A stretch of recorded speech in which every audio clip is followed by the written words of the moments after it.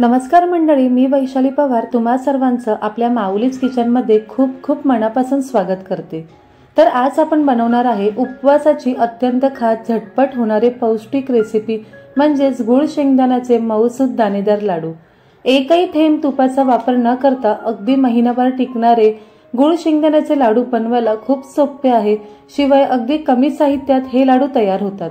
तुम्हाला तर माहीतच आहे, शेंगदाण्यामध्ये भरपूर प्रमाणात प्रोटीन व कॅल्शियम आहे आणि गुळामध्ये लोह असल्याने आरोग्यासाठी अतिशय गुणकारी असे हे लाडू आहेत। लवकरच नवरात्री सुरू होत आहे। बऱ्याच जणांचे 9 दिवस उपवास असतात। अशा वेळेस रोज 1 ते 2 लाडू खाल्ल्याने शरीराला देखील ऊर्जा मिळते। लहान मुलं तर आवडीने खातील हे लाडू। तर मंडळी, आजपासून मी उपवासाचे झटपट होणारी ज्या रेसिपी आहेत त्या तुमच्यासोबत शेअर करेन, त्यामुळे रोज व्हिडिओ पाहायला विसरू नका। सुरुवात करूया गुळ शेंगदाण्याचे लाडू बनवायला। तर गुळ शेंगदाण्याचे लाडू बनवण्यासाठी साहित्य अगदी मोजके आहे। इथे मी पाव किलो शेंगदाणे घेतले आहे आणि पाव किलो गुळ घेतला आहे। गुळ शक्यतो ऑर्गॅनिक वापरा, जो चवीला सुद्धा छान असतो आणि लाडू मस्त लागतात। तर इथे आपल्याला समप्रमाणात गुळ आणि शेंगदाणे घ्यायचे आहेत। तुम्ही जर पाव किलो शेंगदाणे घेतले तर पाव किलो गुळ घ्यायचा आहे। तर सर्वात अगोदर आपण हे शेंगदाणे छान खरपूस आणि खमंग भाजून घेऊया। तर इथे शेंगदाणे भाजण्यासाठी मी जाड कढईचा वापर करत आहे। जर जाड कढई असेल तर शेंगदाणे छान खरपूस भाजले जातात। तर इथे कढई गरम झाली आहे। यामध्ये आपण घेतलेले शेंगदाणे काढून घेऊ आणि मंद ते मध्यम आचेवर छान खरपूस आणि खमंग भाजून घेऊ। मोठ्या आचेवर भाजल्याने वरून भाजले पटकन जातात पण आत ओलसर राहतात, त्यामुळे शेंगदाणे कधीही लो टू मीडियम फ्लेमवरच भाजावे। शेंगदाणे भाजायला थोडासा वेळ लागतो, पण छान खरपूस भाजले तर काय होतं की आपले हे जे लाडू आहेत हे महिनाभर चांगले टिकले जातात।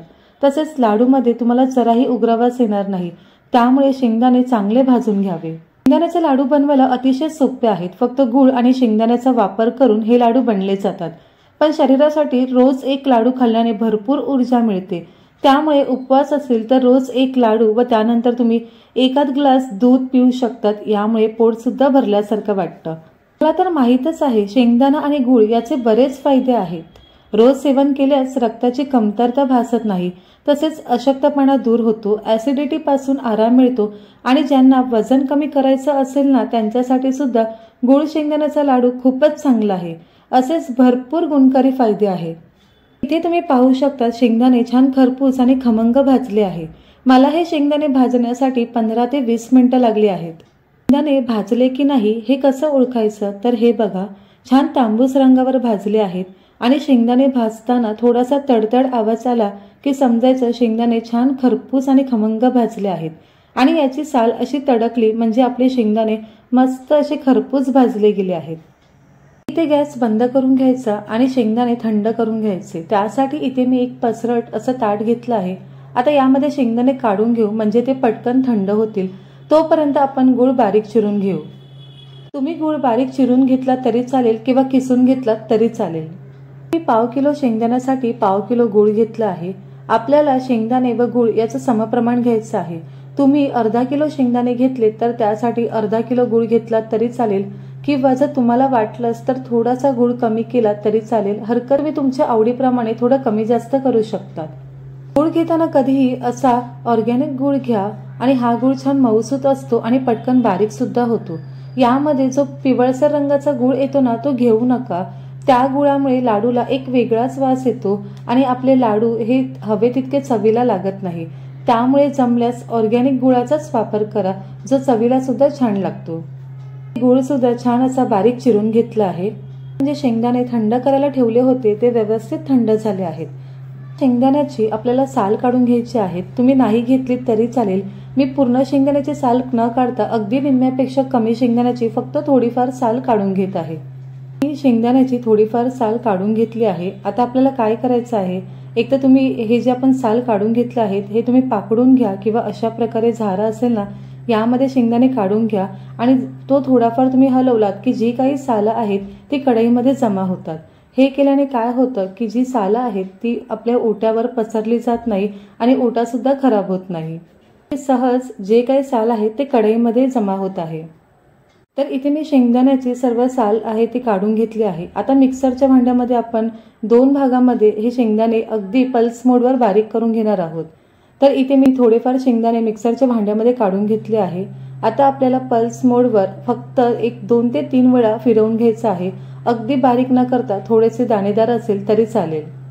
नंतर आपल्याला पुन्हा गूळ घालून हे व्यवस्थित बारीक करून घ्यायचे आहे, त्यामुळे सुरुवातीलाच मी खूप बारीक नाही केले तरी चालेल।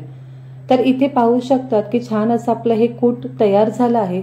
आता कढईमध्ये हे बारीक करून घेतलेलं शेंगदाण्याचं कूट काढून घेऊ आणि जे काही आपले शेंगदाणे उरले आहेत ते पुन्हा अशाच प्रकारे आपण मिक्सरच्या भांड्यामध्ये काढून पल्स मोडवर फिरवून घेऊ। हे शेंगदाण्याचं कूट पाहू शकतात छान असं मोकळं आणि दाणेदार बनलं आहे। भांड्यामध्ये फिरवून घेतलेलं जे शेंगदाण्याचं कूट आहे ते सर्व आपण कढईमध्ये काढून घेतलं आहे। आता यामध्ये आपण जो बारीक चिरून घेतलेला गूळ आहे तो काढून घेऊ आणि सर्व छान एकजीव करून घेऊ। पाहालच की एकही थेंब तुपाचा वापर न करता आपले लाडू किती सहज वळले जातील। तसं एकजीव करून घ्यायचं। गूळ आणि शेंगदाण्याचं कूट आहे हे एकत्र करून घेतलं आहे। हे आपल्याला पुन्हा मिक्सरच्या भांड्यामध्ये घालून अगदी 1 ते 2 वेळा पल्स मोडवर फिरवून घ्यायचं आहे। जर तुम्हाला हे मिक्सरच्या भांड्यात फिरवून घ्यायचं नसेल तर तुम्ही काय करा, जो गूळ आहे ना तो किसून घ्या। किसून घेतल्यामुळे काय होतं की त्याला थोडासा ओलसरपणा येतो आणि मग आपले लाडू हे सहज वळले जातात। की आपण हा जो गूळ आहे हा बारीक चिरून घेतला आहे आणि यामध्ये न कळत अगदी थोडेफार खडे असतात गुळाचे, त्यामुळे त्याला एक ओलसरपणा किंवा ती बाइंडिंग येत नाही आणि आपल्याला लाडू वळण्यासाठी किंवा ती बाइंडिंग आणण्यासाठी पुन्हा मिक्सरच्या भांड्यामध्ये हे मिश्रण घालून फक्त पल्स मोडवर फिरवून घ्यावं लागतं। कूट आणि गूळ याचं जे मिश्रण होतं हे आपण पल्स मोडवर फिरवून घेतलं आहे आणि छान एकसारखं ते बनलं आहे। आता यामधला एखादा थोडासा तुम्ही हा गूळ शेंगदाण्याचं मिश्रण हातामध्ये घेऊन पाहू शकतात की त्याला बाइंडिंग येते की नाही। जर येत असेल म्हणजे आपण जे फिरवून घेतलं आहे ते अगदी योग्य आहे। याच प्रकारे जे उरलेलं शेंगदाण्याचं कूट आणि गूळ आहे ते सुद्धा आपण मिक्सरच्या भांड्यामध्ये घालून पल्स मोडवर फिरवून घेऊ। शेंगदाण्याचं कूट आणि गूळ आपण मिक्सरमध्ये पुन्हा पल्स मोडवर फिरवून घेतल्यावर काय करायचं, 1 मिनिटभर याला फक्त छान एकजीव करून घ्यायचं, म्हणजे आपण लाडू वळायला सुरुवात करू शकतो। आता तुम्हाला किती छोटा किंवा मोठा लाडू हवाय त्या प्रमाणात तुम्ही हा लाडू तयार करू शकतात। तर इथे तुम्ही पाहू शकतात की किती सहजरित्या हा लाडू वळला जात आहे। हलक्या हाताने मी फक्त याला थोडंसं दाबून घेत आहे आणि इथे आपला लाडू पहा छान असा मस्त तयार झाला आहे। तुपाचा कसलाच वापर केला नाही तरी सुद्धा आपले लाडू छान असे वळले गेले आहेत। असे वळले गेले नसेल तर काय करा, पुन्हा हे मिश्रण मिक्सरच्या भांड्यामध्ये घाला आणि पुन्हा त्याला पल्स मोडवर थोडंसं फिरवून घ्या। यामुळे काय होतं, शेंगदाण्यामध्ये जे काही तेल असतं ते रिलीज होतं आणि लाडू वळण्यासाठी मदत होते। सुद्धा लाडू तयार झाला आहे आणि पाहू शकतात अतिशय सुंदर असा आपला हा लाडू बनला आहे। सर्व लाडू मी छान बनवून घेते। लाडू छान तयार झाले आहेत आणि मस्त असे आपले लाडू एकसारखे बनले आहेत। मी घेतलेल्या मिश्रणापासून बरोबर 12 लाडू तयार झाले आहेत। लाडू बनवले तर आणखीन ते तयार होतील, पण मी मध्यम आकाराचे लाडू बनवले आहेत त्यामुळे 12 हे लाडू आपले बनले आहेत। शेंगदाण्याचे मस्त असे लाडू तयार झाले आहेत।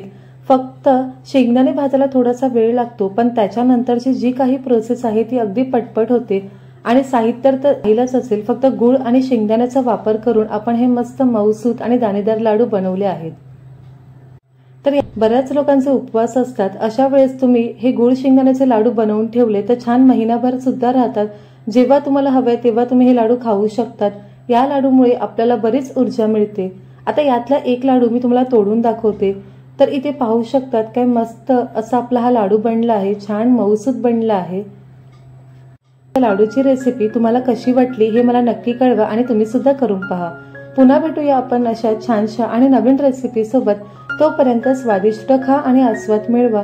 माऊलीज किचनला लाईक, शेअर आणि सबस्क्राईब करा। बाजूच्या बेल आयकॉनला सुद्धा क्लिक करा, जेणेकरून माझ्या व्हिडिओचे नोटिफिकेशन तुम्हाला सर्वात अगोदर भेटतील। धन्यवाद।